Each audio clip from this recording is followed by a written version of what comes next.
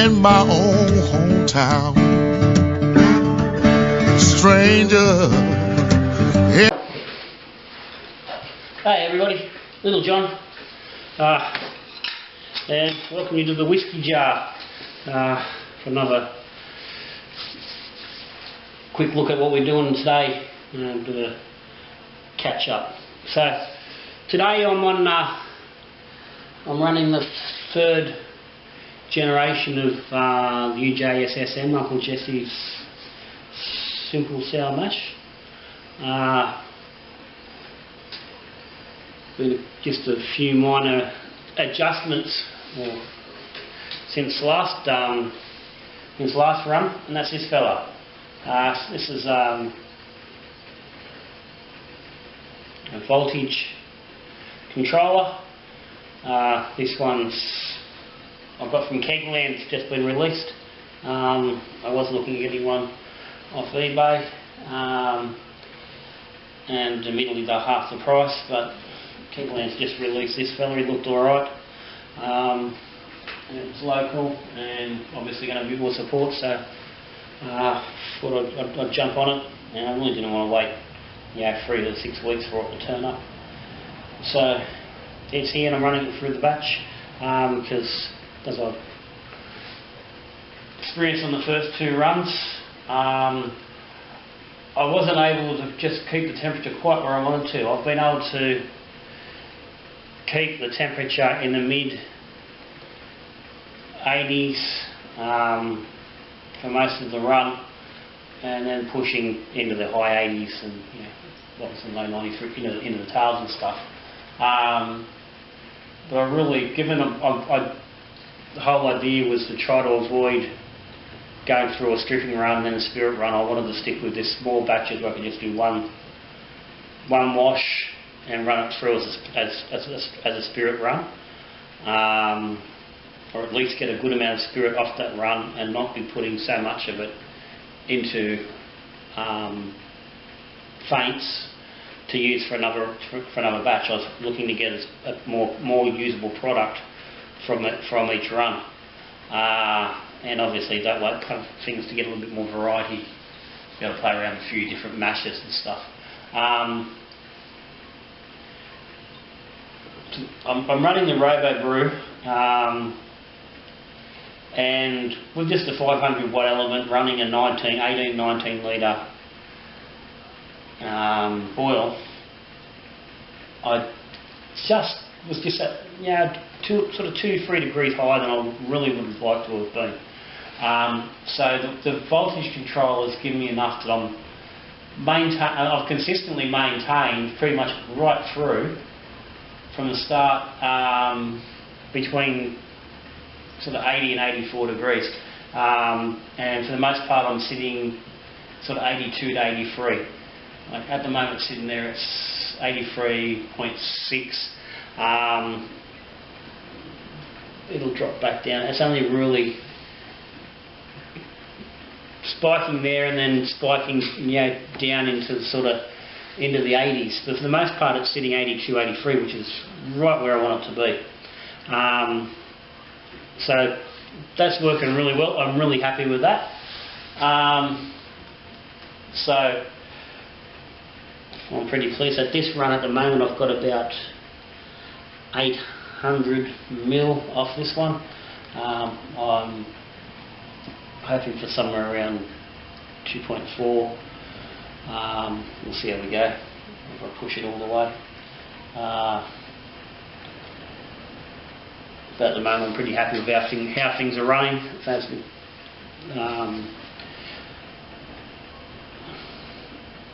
Heads collection there, in now which would be the first jar of hearts, and realistically I think the third jar that I took off will probably be quite acceptable anyway, given where I've managed to keep the temperature. But we'll see how that is in a couple of days. But the other thing I really wanted to do today was get on to just a little bit of tasting on the 2 jars I've got aging from the first and second batch. I've taken And these are the two here. And there's a little more on the first one. But that's it's about 600 mil in that fella. And that's a little bit more, pushing more like 700. 62% alcohol by memory, 64 on the second one. I've got another large jar of each of these, which will go into a separate. I don't know. I'm going to taste them a bit later anyway and see how I go. They may end up just going straight on oak as they are. I'll catch on that is. But this fella's from the first run. He's just got a small amount of medium oak and a small chunk of heavy, very lightly done, and probably a little bit on the weaker side, I think, looking at it colour-wise. And that's been there since the 1st of October, so it's now the 26th. So it's 3.5 weeks old, and it's probably getting pretty close. It'll probably come off the oak, I would imagine, but we will see. This fella was done on the 14th, so it's now 12 days old. And it's obviously got a bigger chunk of the heavy charred oak in it and a little bit extra on the medium as well, just to push a little bit more. And I think looking at that'll water down nicely to a good level. So what I want to do is just have a bit of a taste, see how they're travelling and how they're feeling. So a couple of glasses, some water.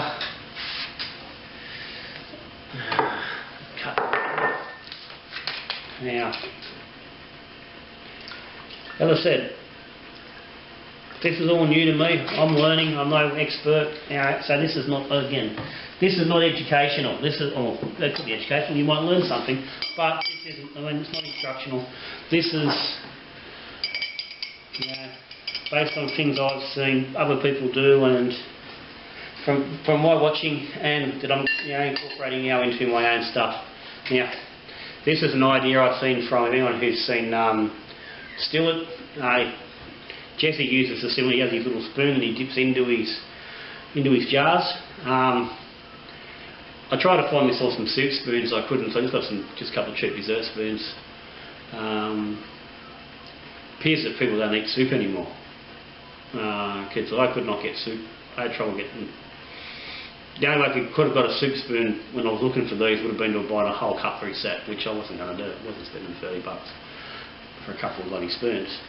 So this is it. So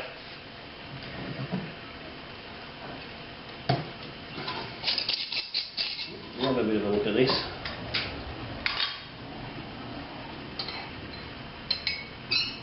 And I already get the spoon in hand, so that's not going to work real well. It's a little bit too big. This is. We'll just go a bit of an angle. So we'll get enough that we can taste it.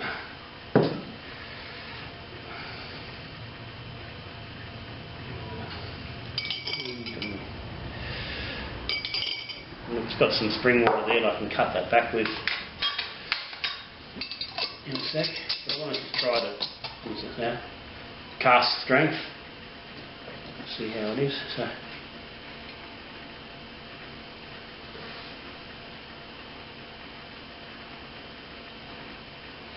Smelling alright. Obviously it's young and it's got that, I'm assuming it's a sort of a youngish smell. It hasn't really developed that way, but it's not burning. There's nothing nasty on there.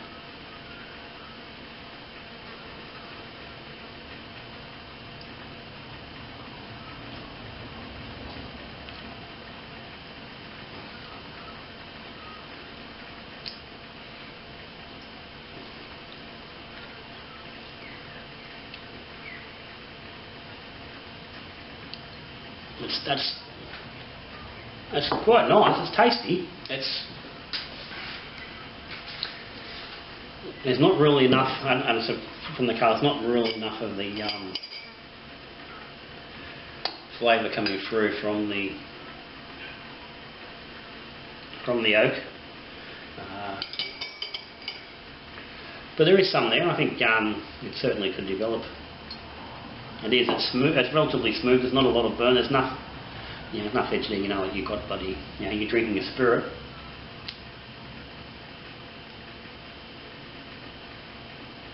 It sits nicely on the around the mouth.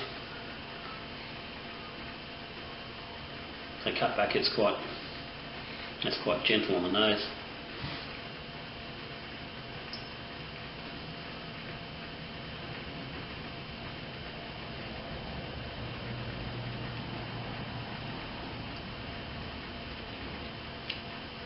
That's quite nice. That's not bad. I mean, for the first batch was, as I said, it's not, that batch is not soured, so it's not a true. It's not a sour mash. It's just a straight up bourbon. Oh, sorry, it's not a bourbon because it's not sour. But it's nice. I'm reasonably happy with that. It's not brilliant, but there's nothing wrong with it.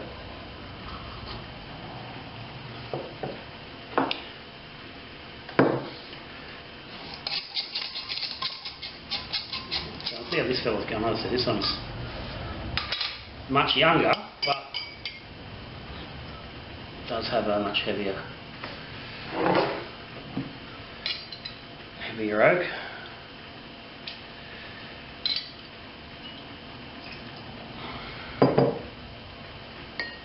And, with the heavier oak, does look more the business.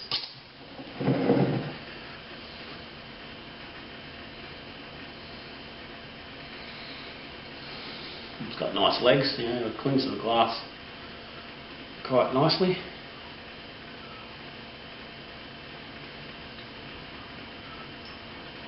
Okay, that's got a much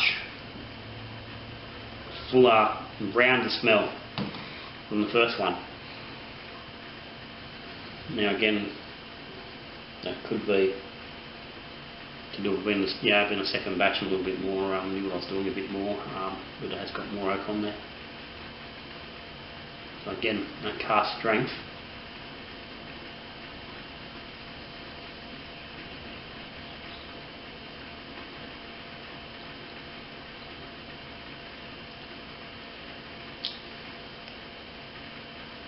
Okay, that one, the wood flavour is much more pronounced.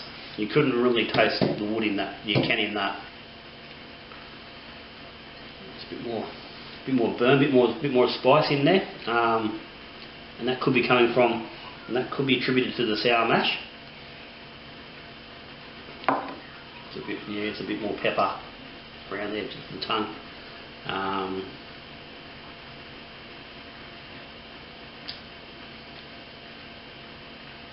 Some nice vanilla there.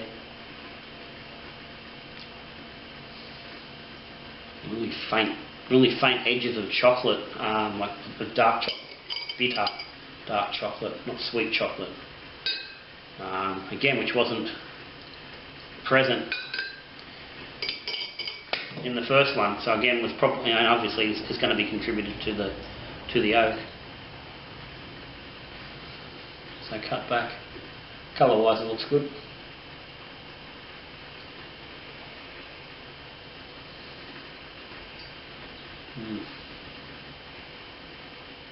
Nice burnt caramel sort of nose. That's nice. Again, even that chocolate, you can even smell that little bit of chocolate. It's there on the nose.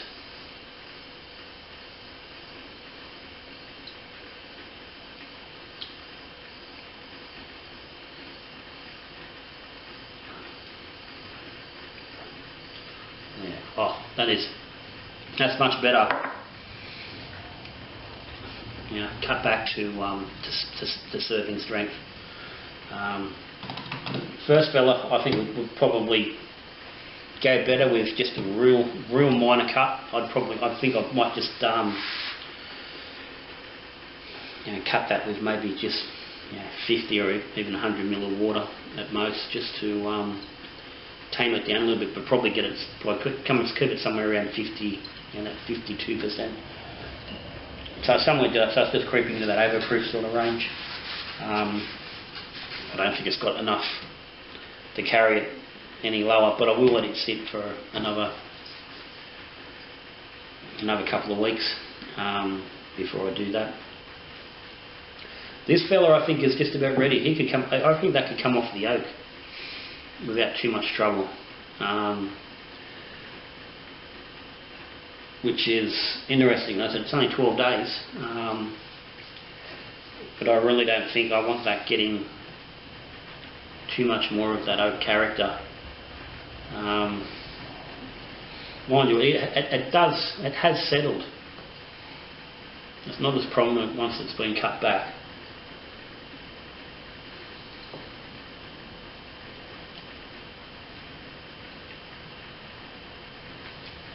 Well, it's still there. It's there. You can notice it. But yeah, I don't think I'm going to leave that on the oak much longer. I think that's about ready. I might leave that another 2 days, and I might pull that off the, get it off the oak, cut it back, and put it straight to a bottle. So 64%, 600. I'll get a bit over. Get a bottle and a third out of it. Go close to a litre maybe. So, yeah. So I'm pretty happy with that. Like I said, it's not award-winning by any stretch, and it's obviously it's very young, and it's going to certainly benefit for some aging and some time. But for only a very short period of time in the bottle, and obviously with not a lot of effort and not a lot of expense. That's quite tasty bourbon. Well, it's not bourbon. I'm not in Kentucky. I'm not in America. It's called American whiskey. But either way, I call it success. So if you're watching, and you think you're thinking about maybe getting into spirits and doing it yourself.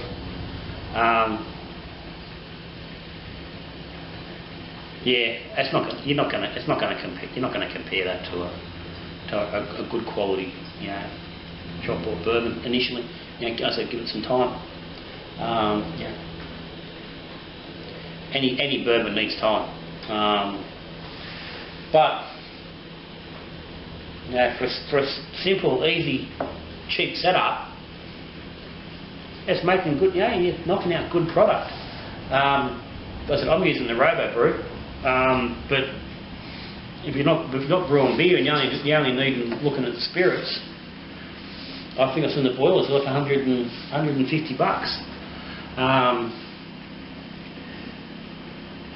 This whole setup with the column, the voltage meter, even with all the glasses I've gone out and bought, it cost me under $400. Well under, and probably that would include that's probably going to include ingredients. That I've gone out and bought to get batches up and running. So it's not an expensive way to get into it if that's what you want to do. So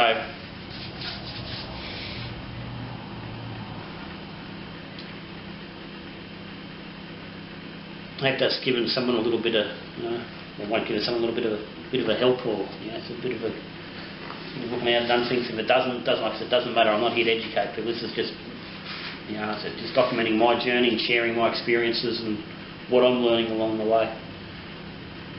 So, if you've got any questions, stick them down below. Any comments, go for it.